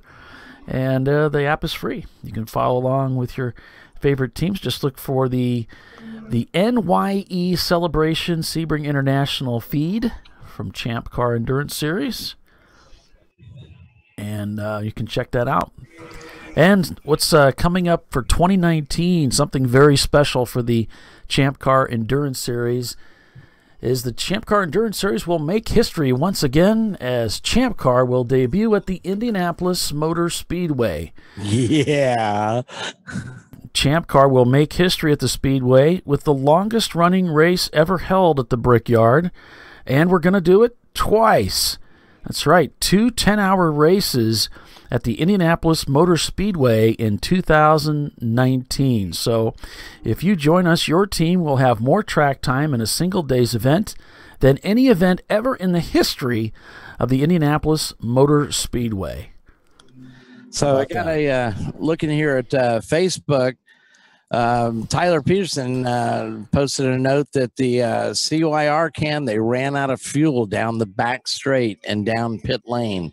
So they lost about 3 to 4 minutes. So we saw them come in very late, not late by driver's stint, but late compared to most of the cars out on track. And we talked about that being a 7-hour race that you could, you might be able to bank some time by making that 2-hour stint. So it looks like they gambled and the bet didn't pay off. Oh, that stinks. Yeah, so that, they need a good finish here to make that championship. They dropped down to 21st place. I mean, that's certainly recoverable. But, already that puts them 4 laps down to the leader. Now, of course, we have several EC cars that are running in the top 13, 5 by my count. So that gets Crank Anchors 5 points up. So he would, right now, he'd be currently looking at a 16th place position, and that's not going to hack it to get into the championship. A message that the 414 car is in the pits programming their ECU. Looks like they've been in the pits frequently as they're working on that car. And also, Jimmy has a radar gun on pit lane, so teams will be held for speeding on pit lane. Looks like Ethan Lowe in their E30. They have that car behind the wall. Yeah, he was looking for that Windows 10 program on a laptop to possibly read the, I don't know what he's got in there to look at that car. On board with the Birmingham team right now. They're in P7. They just turned their fastest lap time of the day so far, 2:39.9. We've got 48 laps complete. I think that's Chris Huggins in the 55 car, if I remember correctly. Makes sense. It's Huggins Racing. Their home track for Chris is up there in Virginia, close to VIR. In fact, he went home during one of the races. I believe it was a 7 or something on the North Course, but they had an engine failure, brought the car back to their shop, replaced the engine overnight, and went out and won the next day. Yeah, Gick asking, is there a camera in the Birmingham racing car today? Why, yes, there is. We're on board with them right now, in fact.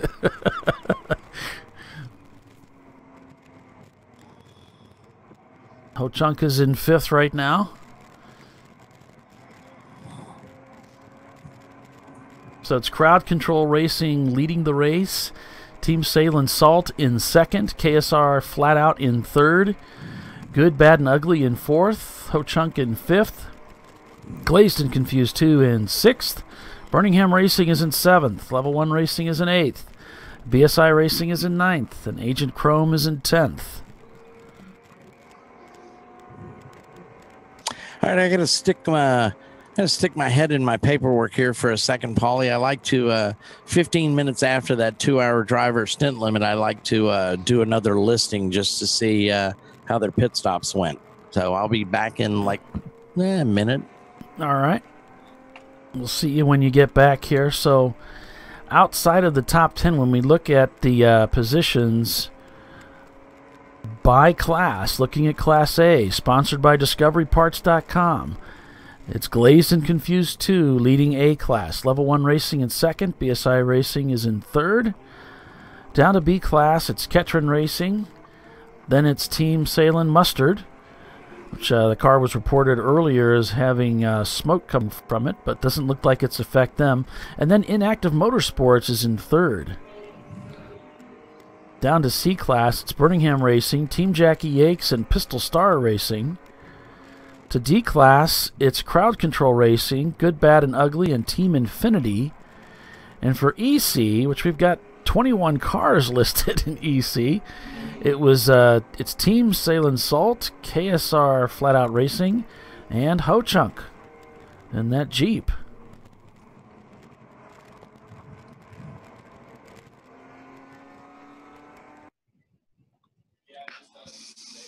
Back on board with Ho-Chunk right now.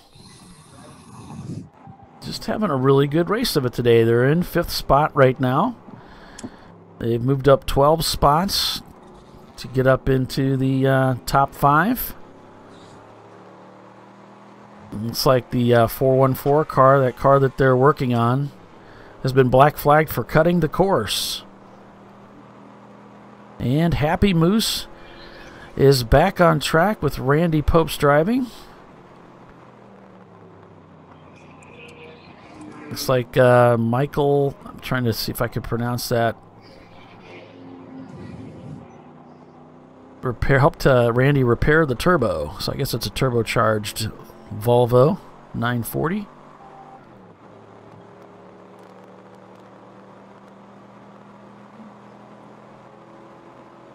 And got a report that the Team Salem Mustang car got hit by someone. I believe that was at Mopar for Life PT Cruiser when they both broke a wheel, or is this a more recent incident? Yeah, I'm not sure. I got a pile of information coming at me and trying to sort it all out. A pile, that's a technical term we use here on ChampCar Live. That means a lot. Thanks for straightening that out. No problem. That's what I'm here for. Good morning, Mike, over on our ChampCar Live feed, brought to you by Low Tide Motorsports on our YouTube channel. Yes, 61 viewers at one point. Yeah, looks like we're back up to 61 there. Thanks for joining us, everybody, on today's broadcast. We've got a 7-hour race on tap today, another 7 hours of racing tomorrow. 50 laps turned so far today. Not too much drama. Parts Badger broke their transmission on the opening lap, so they're getting that transmission replaced. And wouldn't you know it, of all the teams, that's the team that's supported by Low Tide Motorsports this weekend. So I'm sure they're getting their money's worth and glad that they've got Low Tide next to them to help them with that transmission swap. And crowd control, which currently leads the race, was black flagged for passing under yellow. Apparently they passed the pace truck and went through a full course caution. We had a car that was stranded on the track and they wanted to pull that off and flag the field down. But Crowd Control Racing has recovered. They find themselves leading the race again, up 30 seconds over Team Salem. But second and third are both EC cars, so they've got close to a lap. It's a minute and 41 seconds. It looks like is the distance between first and second, which is actually good, bad, and the ugly in P5. Oh, and they're dropping down the running order. They've got good, bad, and the ugly has just come into the pits. So Glaze and Confuse has put the pass on them, and they're effectively in second spot, even though they're shown in fifth on the timing and scoring pylon we have there that's exclusive to ChampCar Live. Of course, the good, bad, and ugly team, that's a team managed by Bill Riley. Him and his father are very famous for developing several legendary cars that run in with the big boys, the big bucks. Yeah. Of course, the Intrepid Chevrolet that Tommy Kendall drove. They designed some Coyote Racing cars for A.J. Foyt at the Indy 500. I mean, the list goes on and on. Now there's the TLM car. We have an in-car camera on. Looks like they're behind the wall. And the Mazda that has the transmission work that they're doing, that camera's offline. There's a look at the front straightaway, and you can see all the cloud cover there at Sebring, Florida, which is great compared to the way that it could be. On board with the Inactive Motorsports folks who have a camera running this weekend. Yep, that is the sister team, as it were, to Crowd Control Racing. That's at 626 Mazda. Of course, you see that dash colored logo. That's a livery reminiscent of the renowned Mazda that won the 24 Hours of Le Mans, which I believe was the first Japanese manufacturer victory. They're currently in 21st. And if you've ever heard of 767B, if you haven't heard, go to YouTube and listen to that engine. Yeah, they're everywhere. If you're a Crank Yankers racing fan, they're currently in 20th. They were actually doing really well. They were up in the top 10, and we got a report. I think I don't know if it was Tyler that messaged us and just said they'd run out of fuel on the back stretch. It was Tyler, yeah. So they managed to get back into the pits and get it fueled and get back out there. So that's still very early in the race. They got a lot of time to make that, and they're in 20th spot, so they've got it's not a bad position really. No, to try to come back from something like that. Yep. Yeah, they stretched it just a little bit too far. That's a team that needs he's very, very close to moving into the championship. He needs a better than a top 10 finish. The cutoff line is 12 points. And of course, ChampCar takes your best 2 finishes, adds those points up, and that's where you stand. It's the top 75 cars are eligible for the championship. And then they take your result from Charlotte, where we will race for the championship, and they add those, and the lowest car wins. And of course, if there's a tie, it's the best finish at Charlotte.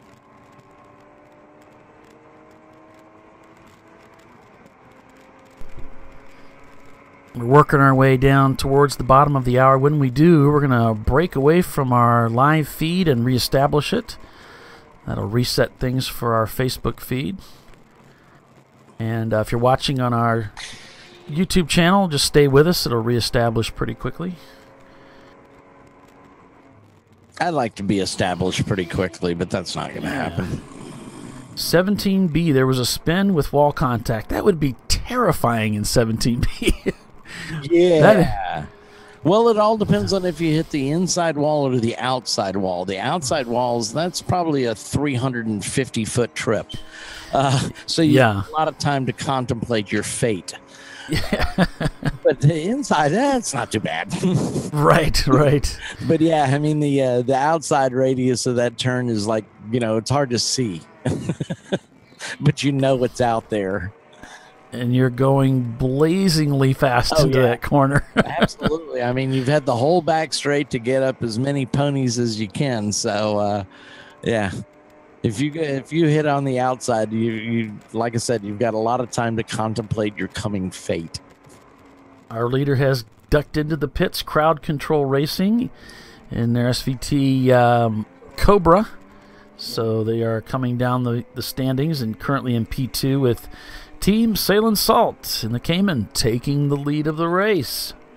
Like I said, that car is so, it looks like it. I mean, not that these are normal ChampCar competitors. These don't look like race cars because they certainly are. But this is a next level build, what you'd see in IMSA. They've got gold foil, heat protectors in critical places, and they actually know where to put it. I just put it in our car because it looks cool. Oh, like Troy Trulio? Troy did that. Yeah. I was talking about the Salt car. Oh. Salen's. That's currently our leader. The Porsche? Yes. That is the absolute best sounding Champ car of all time. I mean, I think it eclipses the Maserati. Yeah, well, I mean, it is an EC class car, but you look at it and it looks like an IMSA car. I don't care what it looks like. It sounds amazing. That little whatever it has in it, flat six turbo thingy, flat six. I don't know what a Cayman runs. Screams down. See the miles per hour Jimmy got it at 120. Oh yeah, yeah. But remember, it's an EC car, so it doesn't count. Yeah. Good, Bad, and Ugly are in the pits too, and their Mustang. We kind of wanted to see how it would do versus the rest of them. We're seeing, and that's how we kind of test. We test out new cars to see if they can compete or pull away from the field or back markers. And we're for the most part, some of these newer cars had been sort of back markers midfield, but we kind of suspected this car would be up there, but it's kind of nice to see how it compares so that when people say, hey, can I bring my, Porsche Cayman to the track and race with you guys, we can say, yeah, as an EC car, but not as a class car. Well, I mean, we've got that 370Z back out here that won here. One of the rare EC victories, overall victories. Of course, they're not eligible for the overall win, as it were, because it's not a car that conforms to our rules. But we appreciate them being out here. The cars look great. It gives everybody some heads up on, what I could do. So it's fun to run with them. Oops. Bill said oops. Looks like the 969 broke a left front axle. The 969, that's the Fat Crack Racing machine.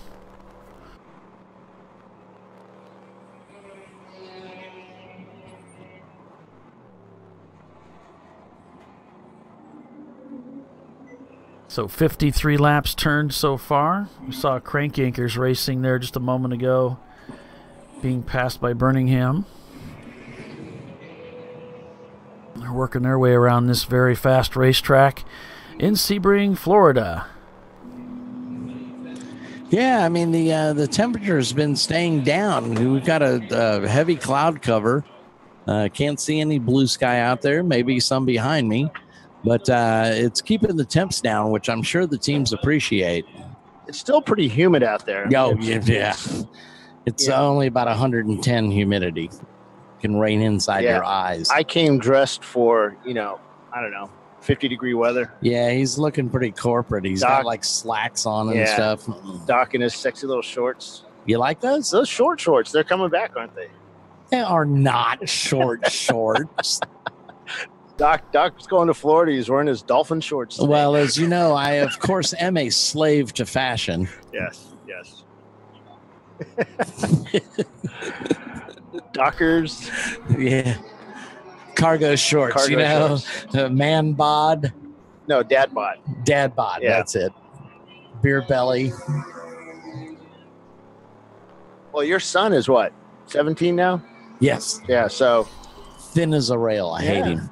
Yeah, well, it changes. I keep telling you that, one day you're going to look like this sexy thing. Yeah, exactly. I mean, you see a picture of me when I was in the Navy at like 18, and I'm real thin. Yeah, you were a twig. Yep. Did they even let you in? Oh, yeah. Yeah, no, they love guys like me. We can crawl into jet intakes, no problem. Well, they always say that in the Navy, don't they? Watch it, Bill. You Mr. Chair farce. Dana, here's an Air Force guy giving me grief. Dana's Coast Guard. That's a different level.